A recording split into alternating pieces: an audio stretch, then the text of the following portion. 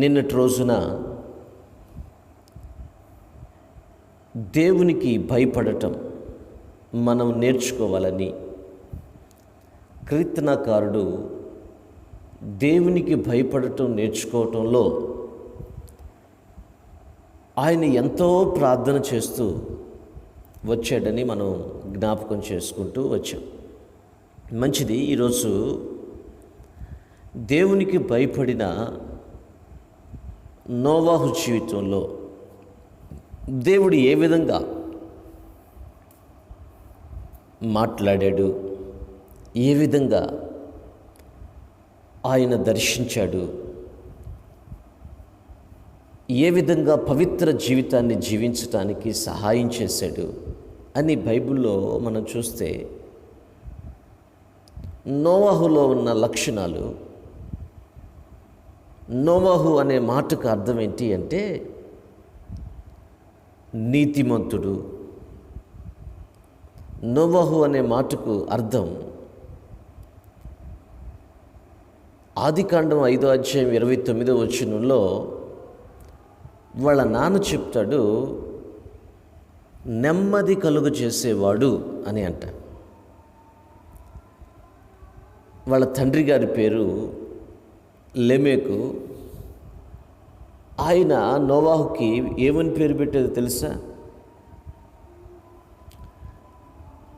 భూమి మీదకి యెహోవా శాపం రాబోతుంది, కష్టకాలం రాబోతుంది, భయంకరమైన దేవుని తీర్పు ఉగ్రత భూమి మీదకి రాబోతున్న దినాలలో మనం ఉన్నాం.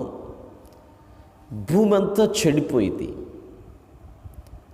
భూలోకమంతా పాపముతో, భూలోకమంతా చెడుతనంతో, భూలోకమంతా అక్రమముతో విస్తరించి పడిపోయింది. మానవులను చేసినందుకు దేవుడు సంతాపపడ్డాడు. మానవులు పాపానికి బరితెగించిపోయి విచ్చలవిడిగా జీవిస్తున్న దినాలవి. ఆ దినాలలో తన కుమారుడికి ఏమని పేరు పెట్టుకున్నాడంటే నెమ్మది కలుగు చేయవాడు. దేని విషయంలో నెమ్మది కలుగు చేస్తాడయ్యా అని అంటే, ఈయన దేవుని తీర్పు విషయంలో, దేవుని ఉగ్రత మనుషుల మీదకి వస్తున్న దాని విషయంలో నెమ్మది కలుగు చేస్తాడు అని పేరు పెట్టుకున్నాడు. ఎంత గొప్ప ప్రార్థనాపరుడో తండ్రి. ప్రార్థనాపరుడు కడుపున ప్రార్థనాపరులే పుడతారు. గొప్ప జ్ఞానం కలిగిన వ్యక్తుల కడుపున గొప్పవాళ్ళే పుడతారు. అట్లాగని చదువు లేని వారి కడుపులో పామరులే పుడతారని లేదు, కానీ గొప్పవాళ్ళు కూడా పుడతారు. ఒకటి మటుకు వాస్తవం, పేరు నోవాహు జీవితంలో చాలా ప్రభావాన్ని చూపించింది. తల్లిదండ్రులు కొంతమందికి పేర్లు పెడతా ఉంటారు, ఆ పేర్లకు అర్థం కూడా తెలియదు. బైబిల్లో కొంతమందికి పేర్లు పెట్టారు. ఏమని పేర్లు పెట్టారంటే ఈయన వేదన పుత్రుడు అని పేర్లు పెట్టారు. వాళ్ళమ్మ ఎబ్బేజు అని పేరు పెట్టింది. ఎందుకంటే ఆమె వేదన, ఆమె బాధ, ఆమె కష్టం అలాగుంది. అలాగుండి వాళ్ళ కొడుకు ఏమని పేరు పెట్టిందంటే వేదన అని పేరు పెట్టింది. చూడండి, ఎబ్బేజు ఆ వేదనను జయించటానికి దేవునితో కలిసి నడిచాడు. నీ పేరును బట్టి నీ మీద ఆ ప్రభావం ఉంటుందని గ్రహించాలి. పిల్లలకు తల్లిదండ్రులు మంచి పేరు ఎన్నిక చేసి పేర్లు పెట్టాలని దీని సందర్భంగా మీకు జ్ఞాపకం చేస్తూ ఉన్నాను. నెమ్మది కలుగు చేయవాడని పేరు పెట్టాడు. అంతేకాదు నోవహు జీవితంలో 6వ అధ్యాయం 9వ వచనంలో ఆదికాండంలోనే నీతిమంతుడు అని ఆయన సాక్ష్యం పొందాడు. నీతిమంతుడు అంటే అర్థం ఏంటంటే తాను చేసిన జన్మ పాపం, కర్మ పాపాల నుండి విడుదల పొందాడు, పరిశుద్ధపరచబడ్డాడు, నీతిమంతుడుగా తీర్చబడ్డాడు, లోపము లేని వ్యక్తిగా మార్చబడ్డాడు, నిందారహితుడిగా చేయబడ్డాడు, దేవునితో నడిచిన అనుభవాన్ని కలిగిన వ్యక్తిగా ఉన్నాడు. ఎవరు నడుస్తారండి దేవునితో? ఒకసారి ఆలోచన చేయండి. ఎవరు నడవగలరు సర్వశక్తిమంతుడితో కలిసి? ఎవరు సాక్ష్యం పొందగలరు? జీవాధిపతి, మహోన్నతుడు, గొప్పవాడు, ఆశ్చర్యకరుడు, అనంతుడు, అపరిమితము కలిగిన దేవునితో కలిసి. విచిత్రం ఏంటంటే అంత గొప్ప దేవునికి ఆశ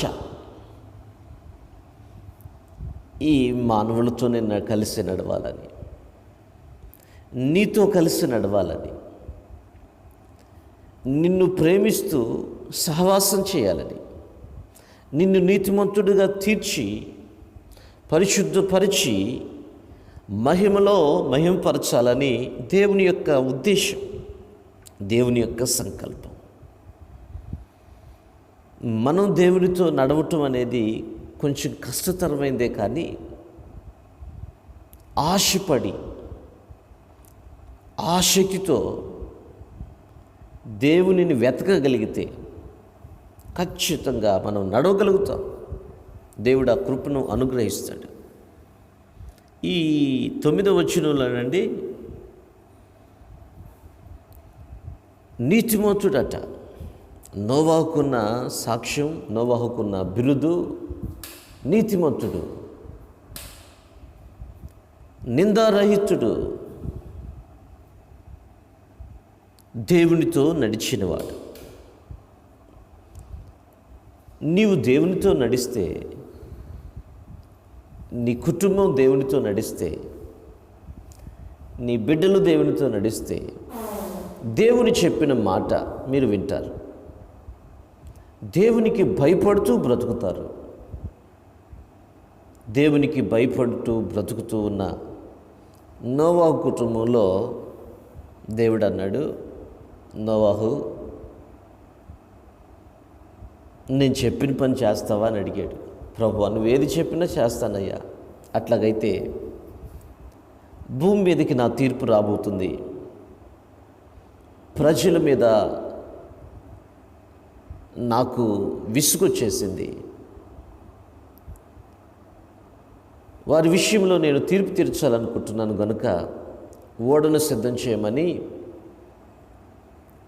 కొలతలిచ్చి ఈ కొలతల ప్రకారం ఓడను కట్టాలని చెప్పి నోవాహుతో చెప్పాడు దేవుడు.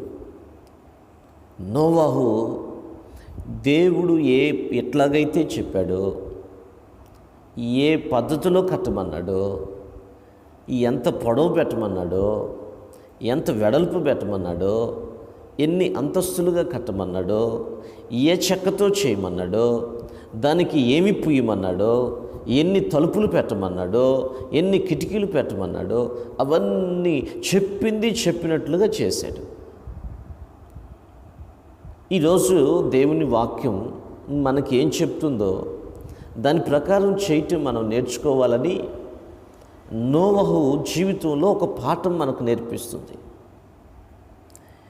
దేవుడు పరిశుద్ధ జీవితాన్ని జీవించురా బాబు అంటే మనం ఏమన్నా అపరిశుద్ధ జీవితాన్ని జీవిస్తాం. దేవుడు ఏమన్నా ఆత్మీయ జీవితంలో నీవు అత్యున్నతమైన శిఖరాలకు ఎక్కాలి, అప్పిచ్చేవారిగా ఉండాలి, పైవాడిగా ఉండాలి, దీవెన నొందే వ్యక్తిగా ఉండాలని దేవుడు కోరుకుంటే మనం ఏమన్నా దిగజారిపోయిన జీవితాలను జీవిస్తూ ఉంటాం. దేవుడు చెప్పింది దీనికి వ్యతిరేకంగా జీవిస్తూ ఉంటాం. పూర్ణ హృదయంతో దేవుణ్ణి ప్రేమించమని చెప్తే దేవుని స్థానంలో వేటినో ప్రేమించేస్తాం. నిన్ను వల్లి నీ పొరుగు వారిని ప్రేమించమని చెప్తే ప్రేమించకపోగా పొరుగు వారి మీద విరుచుకు పడతాం. వారి లోపాలను ఎత్తి చూపిస్తూ ఉంటాం. దేవుడు చెప్పేది ఏమన్నా ఒకటి, నువ్వు చేసేది ఏమన్నా ఇంకొకటి. నీకెలా నెమ్మది వస్తుంది? నీకెలా దీవెన వస్తుంది? తిన్నది ఎలా వంట పట్టింది? మనుషుల జీవితాలలో స్వార్థం, అక్రమము, పాప స్వభావం, ద్వేషం, అసూయ, క్షమించలేని మనస్సు, ఇవన్నీ ఎక్కడ వెనుకుంటున్నారు? ఇవన్నీ ఆ సాతాను దగ్గర నుంచి మానవులకి సంపదగా ఇచ్చేసాడు. అది నరకపు సంపద. నరకపు సంపదను ప్రేమిస్తున్నావు కానీ పరలోకపు సంపద అయిన దీనత్వం, ప్రేమ, దయాళత్వం, మంచితనం, విశ్వాసం, సాత్వికం, ఆశా నిగ్రహం, చూసారు, ఇలాంటి ఆత్మ సంపదలను ప్రేమించట్లేదు. శరీరాశ, నేత్రాశ, జీవప్రడంబాన్ని ప్రేమిస్తున్నాం కానీ ప్రేమ, విశ్వాసం, నిరీక్షణను, దేవుని దగ్గర నుంచి వచ్చిన వాటిని మనము పొందుకోలేకపోతున్నాం. ఈరోజు మన జీవితాలు ఒక్కసారి ఆగి ఆలోచించాల్సిన సమయం. నోవహు జీవితంలో తాను దేవుడు చెప్పినట్టుగా ఓడను కట్టుకుంటూ, దేవునికి లోబడుతూ, దేవునితో నడుస్తూ, నిందారహితుడిగా, నీతిమంతుడిగా, కృప పొందినవాడుగా జీవించాడు. ఈ రోజుల్లో కూడా అది సాధ్యమే. నా ప్రియమైన దేవుని ప్రజలారా, దేవుని తీర్పు ఒక రోజున నోవాహు దినాలలో ఎలాగైతే వచ్చిందో అలాగే దేవుని తీర్పు మన మీదకి రాబోతుంది. ఈసారి కొంచెం దేవుని తీర్పులో మార్పు ఏంటంటే అగ్ని గంధకాలు మన కోసం ఎదురు చూస్తూ ఉన్నాయి. నువ్వు గనక దేవుడు చెప్పినట్లుగా చేస్తే తప్పించబడతావు, లేకపోతే ఉగ్రతకు, కోపానికి నీవు గురి కావలసిన పరిస్థితి వాటిల్లుతుంది అని దేవుని సేవకుడిగా మీకు జ్ఞాపకం చేస్తున్నాను. దేవదూతలు పాపం చేసి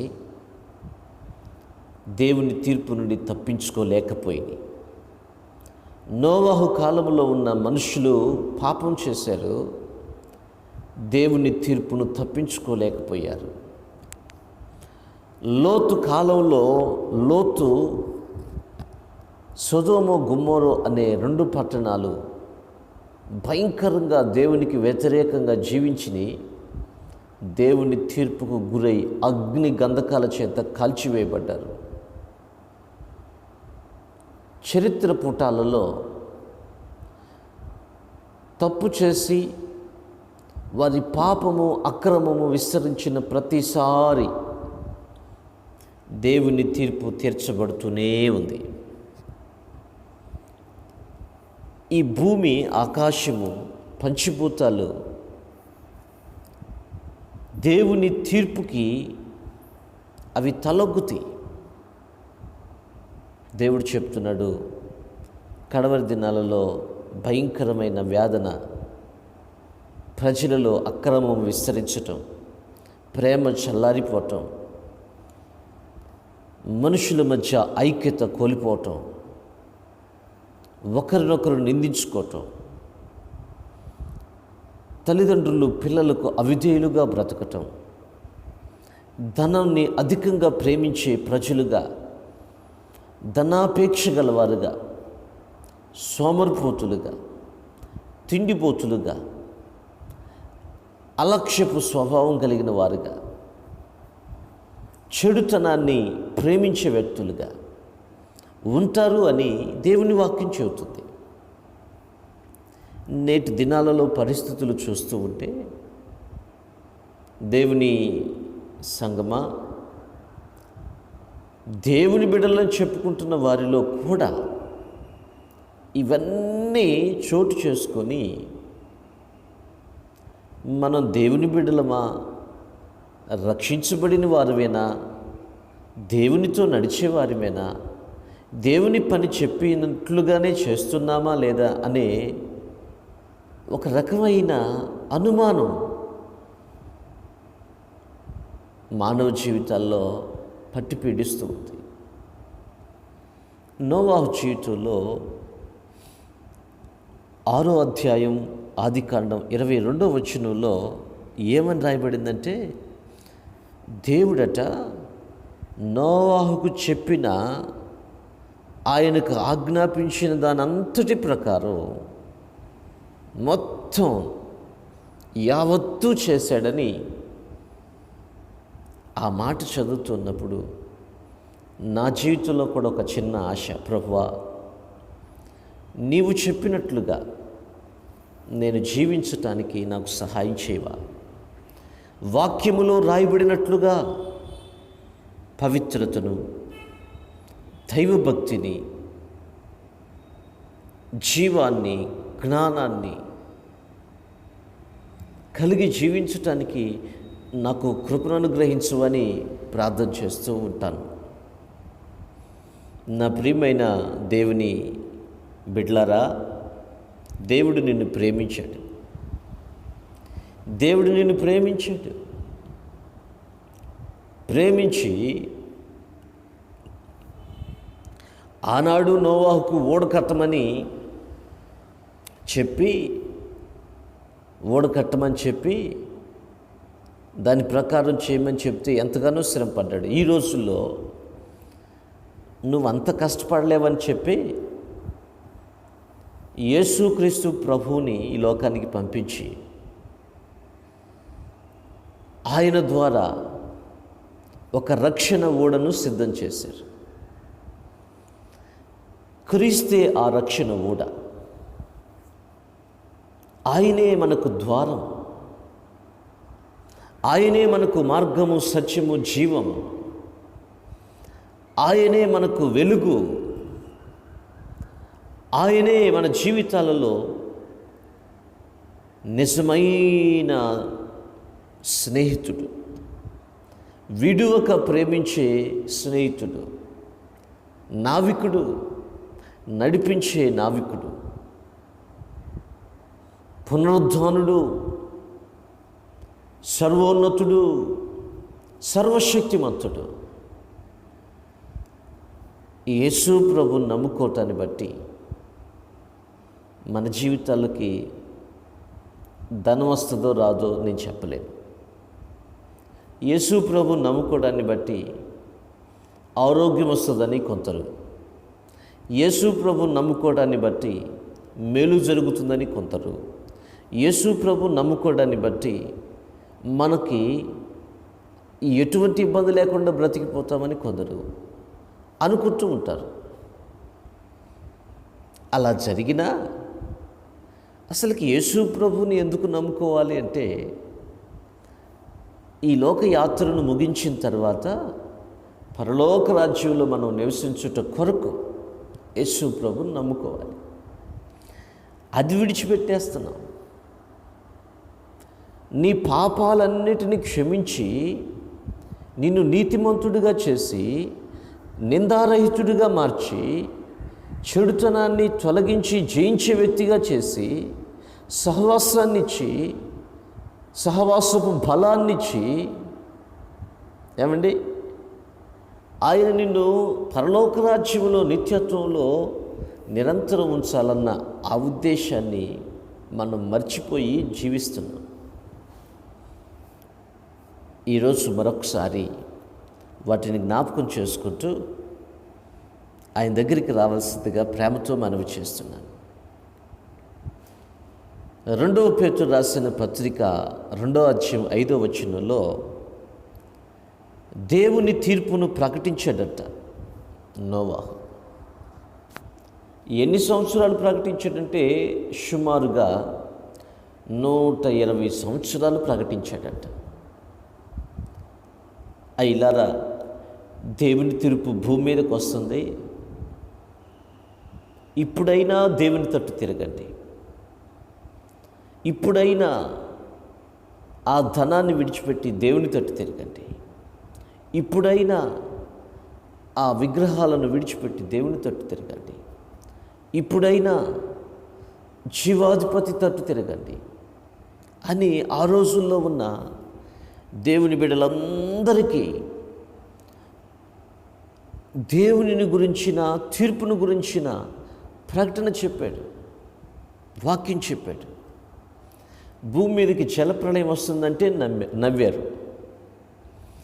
మనుషులు ఆ నీటిలో కొట్టుకుపోయి చనిపోతారంటే నవ్వారు. వాళ్ళు నవ్వటానికి కూడా కారణం ఉందలేండి. ఏంటా కారణం అంటే, ఆ రోజుల్లో ఉన్న మనుషులు ఈ రోజుల్లో లాగా 60-70 సంవత్సరాలు బ్రతికేవాళ్ళు కాదు, 900 సంవత్సరాలు బ్రతికేవాళ్ళట. 900 సంవత్సరాలు బ్రతికేవాళ్ళట. 900 సంవత్సరాలు బ్రతకటం అంటే మామూలు విషయం కాదు కదా. రోగాలు లేవు, చాలా తక్కువ. అనారోగ్య పరిస్థితులు చాలా తక్కువ. శారీరకంగా చాలా బలంగా ఉండేవాళ్ళు. బైబిల్ చెబుతున్న వాస్తవాలు.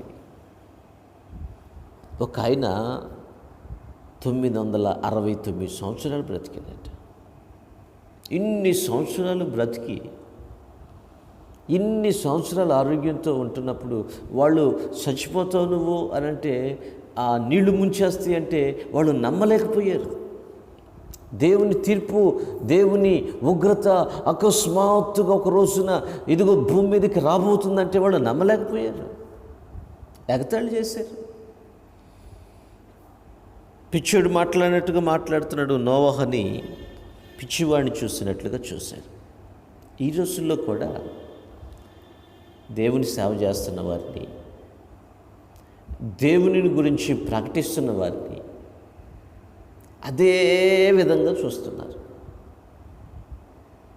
జాగ్రత్త, ఒక రోజున దేవుని తీర్పు నీ ఇంటి తలుపు తట్టబోతుంది. దేవుని తీర్పు నీ హృదయపు తలుపు తట్టబోతుంది. దేవుని తీర్పు ఈ గ్రామము తలుపు తట్టబోతుంది. దేవుని తీర్పు సర్వ ప్రపంచం మీదకి రాబోతుంది. ఆ తీర్పు రోజున నువ్వు నిలబడాలంటే నువ్వు చేయాల్సిన పని, నేను చేయాల్సిన పని ఒకటే. యేసయ్యా, నేను పాపినయ్యా, నా పాపాలు క్షమించు, నీ రక్తం చేత నన్ను కడుగు, పరిశుద్ధపరచు, నన్ను నీతిమంతునిగా చెయ్యి అని కన్నీళ్లతో మన పాపాలన్నిటిని ఒప్పుకొని ఆయనకు అప్పగించగలిగితే, ఆయన మనలను పరిశుద్ధపరిచి నీతిమంతులుగా చేసి నిరపరాధులుగా మార్చి నూతనపరిచి మన ఆత్మను, మన ప్రాణాన్ని, యేసు ప్రభు రాకడలో మన శరీరాన్ని కూడా ఆయన రక్షించటానికి సమర్థుడు, శక్తిమంతుడని మీకు జ్ఞాపకం చేస్తున్నాను. దేవుడు నీ హృదయాంతరంగాన్ని కోరుతున్నాడు. నిన్ను ప్రేమించే భూలోకానికి వచ్చి నీ కొరకు, నా కొరకు ఆయన కలువరి శిలువలో రక్తం కార్చాడు, ప్రాణం పెట్టాడు. గుర్తెరుగుదాం, గుర్తెరిగి ఆయనను ఆరాధించే వ్యక్తులుగా మారుతాం. దేవునికి భయపడిన కుటుంబంలో, నోవాహు కుటుంబంలో ఏం జరిగింది చెప్పండి? ఒకరోజు రానే వచ్చింది, ఆకాశపు తూములు విప్పబడ్డాయి, ప్రచండమైన వర్షం భూమి మీదకి దేవుడు కురిపించాడు. నోవాహు కట్టిన ఓడ నీటి మీద తేలింది. నోవాహు కట్టిన ఓడలోనికి ఆయా రకాల జంతువులన్నీ వచ్చేసినాయి. నోవాహు కుటుంబం లోపలుంది. మానవ కోటి మొత్తం ఆ జల ప్రళయంలో మునిగిపోయింది. దేవుని ఉగ్రతకు గురైపోయారు. అందరూ సచ్చి శవాలై నీటి మీద పీనుగుల్లాగా తేలిపోయారు. ఏమండి, దేవుడు అవకాశాన్ని ఇచ్చినప్పుడు సద్వినియోగం చేసుకోకపోతే, దేవుడు అవకాశం ఇచ్చినప్పుడు ఆ అవకాశాన్ని దుర్వినియోగం చేస్తే, దాని వెనకమాల ఉన్న పరిణామ స్థానం ఎంత భయంకరంగా ఉంటుందో ఈ నోవాహు జలప్రళయంలో మనకు అర్థమవుతుంది. ఇదే సమయం, నేడే రక్షణ దినం. ఎందుకు దేవుని బిడ్డ మారు మనసును వెనకేస్తావు? ఎందుకు నువ్వు దేవుని సన్నిధిలో బాప్తిసం తీసుకోవడానికి వెనకాడతావు? ఎందుకు దేవుని యొద్దకు రావడానికి భయపడతావు? దేనిని చూసుకొని నువ్వు భయపడుతున్నావో ఒక రోజున దానిని బట్టి నువ్వు పరలోక రాజ్యాన్ని కోల్పోయావంటే, నిత్యత్వాన్ని నువ్వు కోల్పోయావంటే, మనంత బుద్ధిహీనులు మరొకళ్ళు ఉంటారంటవా? ఆలోచన చేయండి. దేవుడిస్తున్న అవకాశం ఇది. నిన్ను ప్రేమించి దేవుడిస్తున్న అవకాశం ఇది. చేయి చార్చుకోవద్దు. ఆయన రక్షణ